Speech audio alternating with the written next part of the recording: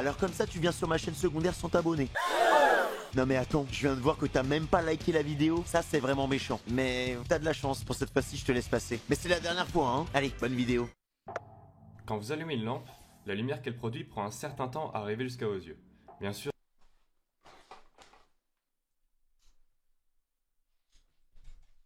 Oh le con. Ah bah non, c'est arrivé direct là. Ah, je vois tout violer les gars. Vous aussi ça vous fait une tache en plein milieu de l'écran frère? Ah ouais, non, là je me suis liqué les yeux les gars. ce temps est tellement infime que personne ne s'en aperçoit. Mais il est bien réel, car la lumière ne se téléporte pas. Elle voyage à plus d'1 milliard de kilomètres/heure, soit environ 300 000 km chaque seconde. Attends, combien? Voyage à plus d'1 milliard de kilomètres/heure, soit environ 300 000 km chaque seconde. Ok. Ça peut paraître incroyablement rapide, mais à l'échelle de l'univers, c'est absolument rien. Par exemple, la lumière émise par le Soleil prend plus de 8 minutes pour atteindre la Terre. Du coup, nous voyons le Soleil tel qu'il était il y a 8 minutes. Et pour une étoile qui se trouve à 10 années-lumière de nous, par exemple, on la voit telle qu'elle était il y a 10 ans. En fait, plus on regarde loin, plus ce que l'on voit s'est passé il y a longtemps. Jusqu'à un moment où on ne voit plus rien. À partir d'une distance d'environ 13,8 milliards d'années-lumière, nous ne voyons pas la moindre galaxie. Car à cette époque, l'univers ne ressemblait pas du tout à celui d'aujourd'hui. C'est ce qu'on appelle... Ouais, c'est ça en fait les mecs, c'est que c'est ce que je disais la dernière fois quand j'avais réacté à l'infiniment grand et que j'avais pas plus grand chose. Mais moi, de ce qu'on m'avait dit, c'est qu'en gros les étoiles, bah la lumière qu'on voit des étoiles, c'est une lumière qui date de peut-être des centaines d'années, des milliers d'années, un truc comme ça quoi. le Big Bang. Et tout le monde parle du Big Bang, le Big Bang, le Big Bang. C'est quand qu'on a un anime là-dessus les gars?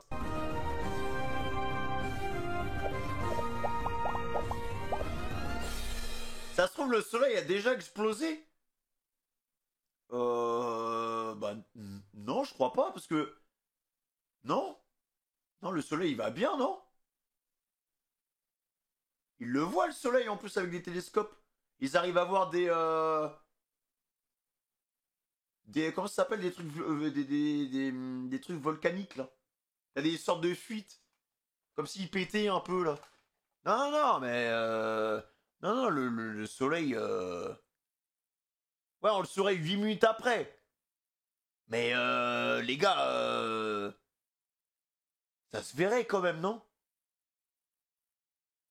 Ça se verrait. Celui qui explose, on entendrait un petit bruit quand même. Un petit truc. Voilà. Je... Non. Ouais, de toute façon, on sera pas là pour voir ça. Attends. Attends. Du coup, est-ce que ça veut dire que...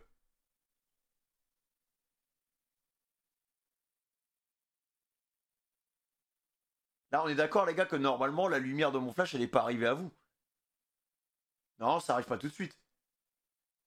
Vous l'avez pas vu, là. On est d'accord que là, c'est pas le même délire. Et en plus, si vous êtes actuellement sur une rediff où je suis en train de regarder Naruto, c'est pas près d'arriver. Hein. À l'heure actuelle, le Big Bang est la théorie qui explique le mieux... Et regardez, vous avez vu les scientifiques? Vous avez vu les scientifiques ou pas? Ils sont là, mais mec, mais t'es sérieux en fait, toi, un petit point? Mais si, mais en fait, t'es con parce qu'en fait, le flash et la lumière, c'est pas là. Détendez-vous. Détendez-vous, les scientifiques. Je vous en supplie. C'est bon, un peu d'humour quand même, oh. C'est bon, hein. À l'heure actuelle, le Big Bang est la théorie qui explique le mieux les premiers instants de l'univers. L'une des preuves les plus convaincantes est l'observation du fond diffus cosmologique. C'est un rayonnement qui provient des premières années de l'univers, juste après le Big Bang. D'après cette Alors, va falloir y aller pas à pas, les gars, parce que là, dès que... Il y a beaucoup d'infos, là. Là, je suis dans les Télétobies, là. premiers instants de l'univers. L'une des preuves les plus convaincantes est l'observation du fond diffus cosmologique. C'est un rayonnement qui provient des premières années de l'univers, juste après le Big Bang. Ok. D'après cette théorie, il y a 13,8 milliards d'années, l'univers était totalement différent. C'était une boule de matière infiniment dense, une singularité gravitationnelle. On entend souvent qu'il était plus petit qu'une tête d'épingle, mais en fait, on n'en sait rien. Par exemple, si l'univers est infini, eh bien dans ce cas, il était déjà infini même à ce moment-là. À cette époque, il n'y avait ni molécules, ni atomes, ni même de protons ou de neutrons. L'univers n'était qu'une soupe de particules virtuelles. Ce sont des particules qui apparaissent en prenant un peu d'énergie et qui se désintègrent aussitôt pour rembourser leur dette. Les 4 forces D'accord. fondamentales de Un peu l'univers l'URSSAF. étaient alors unifiées en une seule force que nous sommes aujourd'hui incapables de décrire correctement. Mais à partir de 10 puissance moins 43 secondes après le Big Bang, la gravitation se sépare des autres forces et la taille de l'univers explose.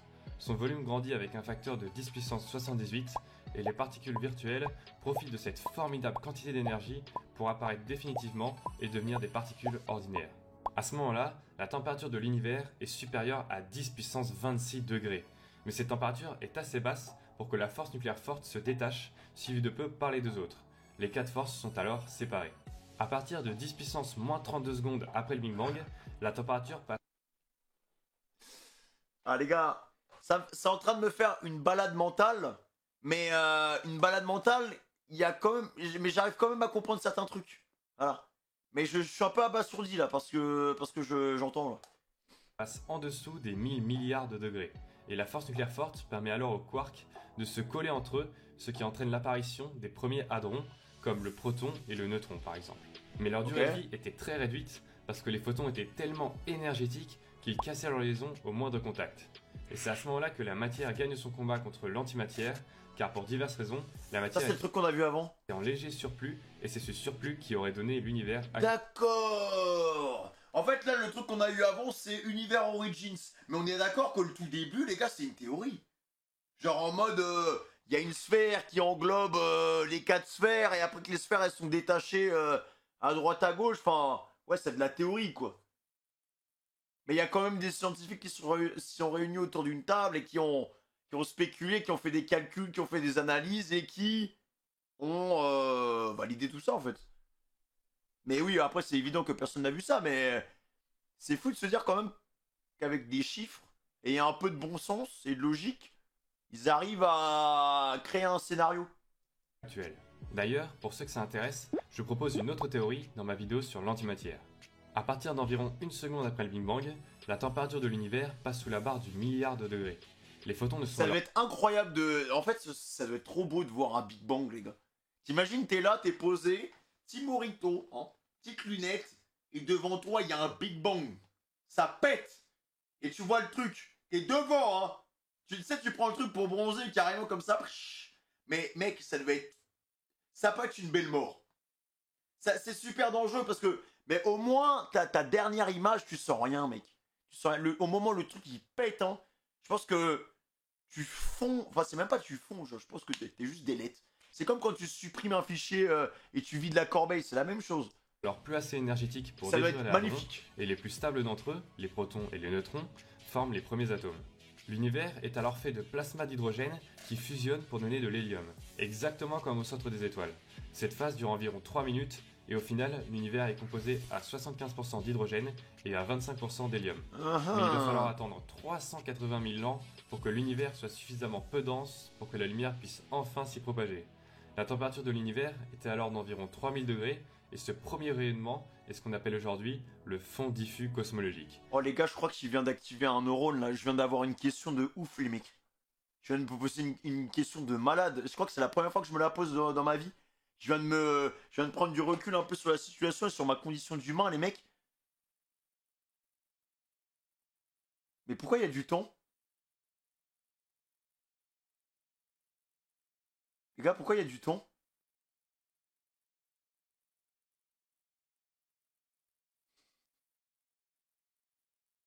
Vraiment? Pourquoi il y a du temps? Ça sort d'où le temps? Parce que là, tu vois, par exemple, le fait que l'univers et qu'il y a un vrai détachement entre l'hydrogène et l'hélium, les gars, c'est le temps. Mais ça sort d'où le temps? Non mais premier degré là, les gars, hein. Premier degré.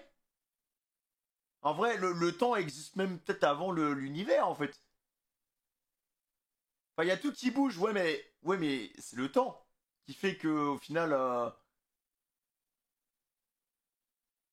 c'est dur le temps, les gars. Il y a toujours eu du temps. Même le délire avec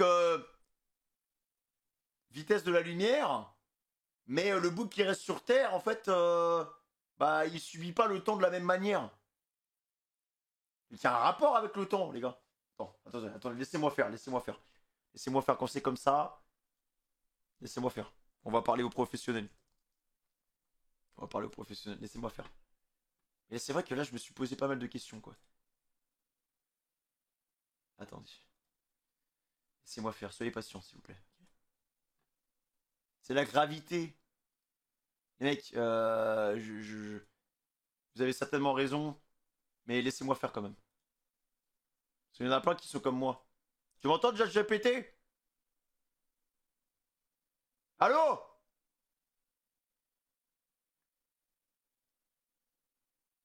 Bah, ChatGPT? Bah, ouais, je suis. T'es sérieux là? Il me répond pas? Bah, ouais. Attends, je essaie.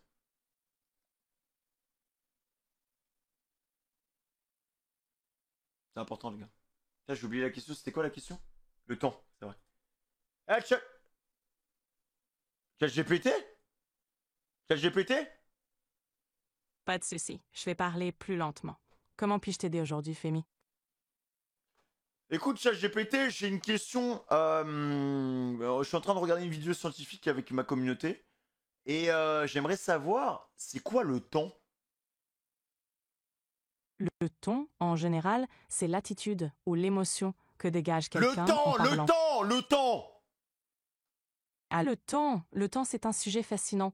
Il est souvent décrit comme la quatrième dimension, et il mesure la progression des événements du passé vers le futur. Tu avais une question spécifique à ce sujet? Est-ce qu'il y a un rapport scientifique ou une formule sur le temps? Oui, il y a plusieurs concepts scientifiques liés au temps. Par exemple, en physique, le temps est souvent mesuré à l'aide de formules dans la relativité d'Einstein. Une des formules clés est celle de la dilatation du temps, qui montre que le temps peut s'écouler différemment selon la vitesse à laquelle un objet se déplace. Est-ce que tu voulais en savoir plus sur un aspect particulier? En fait, j'arrive pas à comprendre si le temps était présent avant la création de l'univers ou si c'est un truc qui s'est créé pendant l'univers. C'est une question très profonde. Selon la théorie du Big Bang, le temps et l'espace ont commencé à exister avec l'univers. Donc, on pense généralement que le temps n'existait pas avant la création de l'univers. C'est comme si le temps avait commencé à couler au moment du Big Bang. C'est assez fascinant, n'est-ce pas? Mais comment le Big Bang a pu se développer s'il n'y avait pas de temps? C'est une excellente question. En fait, dans le cadre de la théorie du Big Bang, le temps et l'espace sont intrinsèquement liés et ont émergé ensemble. Avant le Big Bang, notre compréhension des lois de la physique s'effondre, car le concept même de temps, tel qu'on le connaît, n'existait pas. C'est comme si le Big Bang était le point de départ de tout ce que nous comprenons sur le temps et l'espace. En gros, demander ce qu'il y avait avant le Big Bang, c'est un peu comme demander ce qui est au nord du pôle Nord. Qu'est-ce que tu en penses? Mais ChatGPT, en vrai, si le Big Bang a réussi à créer le temps, ça veut dire que c'est peut-être possible de recréer le temps. C'est une idée intrigante. En théorie, recréer le temps impliquerait de recréer les conditions initiales de l'univers, ce qui est au-delà de notre compréhension actuelle. Les scientifiques explorent des concepts comme les univers parallèles et les trous noirs, mais on est encore loin de pouvoir manipuler le temps. C'est fascinant d'y penser, n'est-ce pas? Est-ce que si j'arrive à refaire un Big Bang que j'arrive à canaliser avec n'importe quelle technologie, est-ce que théoriquement j'arriverai à isoler le temps dans mon garage? En théorie, recréer un Big Bang est extrêmement spéculatif et hors de notre portée technologique actuelle. Même si c'était possible, isoler le temps serait un défi majeur, car le temps et l'espace sont interconnectés. C'est un concept fascinant à explorer en science-fiction, mais en pratique, on en est encore loin. Mais c'est toujours intéressant de réfléchir à ce genre de possibilités. Merci. Avec plaisir, Femi. Si tu as d'autres questions ou si tu veux discuter de quelque chose d'autre, n'hésite pas. Est-ce que c'est possible qu'un trou noir aspire un Big Bang? C'est une idée fascinante, mais les trous noirs et le Big Bang sont des phénomènes différents. Un trou noir aspire la matière et l'énergie dans un espace très dense, tandis que le Big Bang est l'expansion de l'univers à partir d'un point singulier. Un trou noir ne pourrait pas aspirer un Big Bang, mais il existe des théories sur des univers à l'intérieur de trous noirs, ce qui est un domaine de recherche encore très spéculatif. C'est passionnant d'explorer ces idées.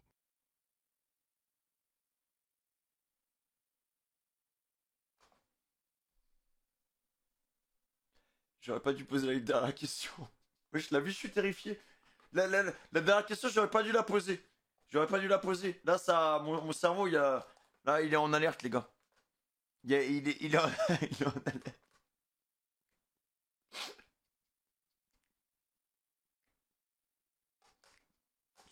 Oh, mon cerveau. Wesh, il est en la vie, les gars, j'ai trop peur maintenant. Oh là là là. En fait, j'ai l'impression qu'on est en train d'accéder à des choses interdites. J'ai l'impression, les gars, je sais pas, on a ouvert des portes et que à n'importe quel moment, je peux jouer avec des ions, des protons, je peux jouer avec tout ce qui m'entoure et je peux devenir fou et perdre le contrôle et faire des bombes en fait. Parce que les gens qui font des bombes, ça a commencé comme ça, les gars. En fait, ça a commencé comme ça. Le premier bouc qui a créé la bombe, il était en mode, ouais, c'est passionnant, c'est passionnant. Et en fait, il est allé trop loin dans la recherche.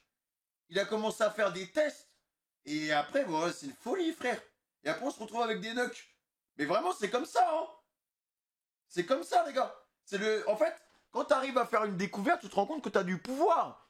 Et quand tu as du pouvoir, comme disait Oncle Ben, un grand pouvoir implique de grandes responsabilités. Mais qu'est-ce que tu fais avec ce pouvoir-là? Imagine le bouc qui a découvert pour la première fois la bombe nucléaire. Il était là comme ça en mode oh putain, mais en fait tu tiens le poids du monde dans tes couilles. Vraiment, tu tiens le poids du monde dans tes couilles. T'es en mode oh, mais en fait bah ouais, mais mec, là t'es plus un être humain, là, en fait. T'es au-dessus de la chaîne alimentaire. Oppenheimer. Ah oui, il faut regarder Oppenheimer. En plus c'est oh bordel, comment il s'appelle? Ah, c'est Nolan. C'est Nolan, Oppenheimer. C'est Nolan. 3 minutes, et au final, l'univers est composé à 75% d'hydrogène et à 25% d'hélium. Mais il va falloir attendre 380 000 ans pour que l'univers soit suffisamment peu dense pour que la lumière puisse enfin s'y propager. La température de l'univers était alors d'environ 3000 degrés, et ce premier rayonnement est ce qu'on appelle aujourd'hui le fond diffus cosmologique. Cette image de l'univers est la plus jeune qu'il est possible d'obtenir aujourd'hui. Okay. Car avant, l'univers était tout simplement opaque. Mais c'est faux, en fait, on a un terrain de jeu de ouf. Et pour l'instant, notre terrain de jeu, c'est que la Terre. Mais bon, ce serait bien quand même qu'on puisse vivre un peu plus longtemps pour pouvoir connaître, je sais pas, la suite, quoi. Et quelques milliards d'années plus tard, l'univers fut rempli d'étoiles et de galaxies. Moi, j'aimerais bien, les gars, sauter dans un trou noir, c'est ce que je vous disais la dernière fois. Bon, ça, c'est ce qui s'est passé après le Big Bang. Mais que s'est-il passé avant? Eh bien, aujourd'hui, on ne peut pas vraiment savoir. Car pour pouvoir comprendre cette époque de l'univers, il nous faut une théorie qui réunirait la gravitation et la mécanique quantique. Mais plusieurs hypothèses sont à l'étude, comme le Big Bounce, le grand rebondissement, qui décrit l'univers comme un cycle, avec une infinité de Big Bang. Mais certains pensent que l'univers est apparu au moment du Big Bang, par exemple. Dans tous les cas, chaque galaxie, chaque étoile, chaque planète... Ouais, désolé, j'ai mis pause pour revoir le titre parce que j'étais un peu perdu. Mais ça se trouve, les gars... En fait, il y a eu plusieurs Big Bang, donc plusieurs univers. Mais imaginons qu'il y ait eu un Big Bang dans un Big Bang. Parce que là, dans cette théorie, on part du principe que c'est le Big Bang qui a créé ce qu'on connaît. Mais en vrai, tu peux faire un multivers si t'as un Big Bang dans un Big Bang. S'il y a deux Big Bang en même temps, les gars, ça fait qu'il y a deux univers en même temps. Mais dans le même univers.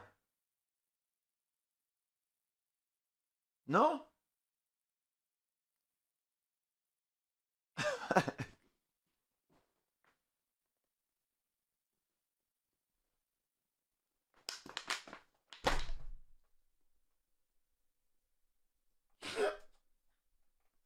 Wesh! Oh la vie! J'ai regardé le chat! Je me suis rendu compte que non, les gars, ça va pas du tout. Faut arrêter de gamberger. Je pense que parfois, je peux juste arrêter de réfléchir. Là, vraiment, je me suis revu dans le retour. Dans le retour d'OBS, je me suis dit, mais qu'est-ce qui se passe? Qu'est-ce qui raconte le bug? Qu'est-ce qui... C'est terrifiant. Chaque être humain, chaque cellule de votre corps était réunie en un point il y a 13,8 milliards d'années. Aujourd'hui, je vous présente la chaîne de D'où ça vient. Ah les gars, de la vulgarisation scientifique Et vu que j'ai plagié sa dernière vidéo, ben il mérite bien cette pub. Bref, abonnez-vous à sa chaîne, elle en vaut vraiment le détour. Oh, il dit sa banane. Quant à nous, on a dépassé la barre des 50 000 abonnés, alors vraiment merci. Je remercie également les tipeurs pour leur don, je vous aime. Ah, mec, Comment l'univers est né? Big Bang.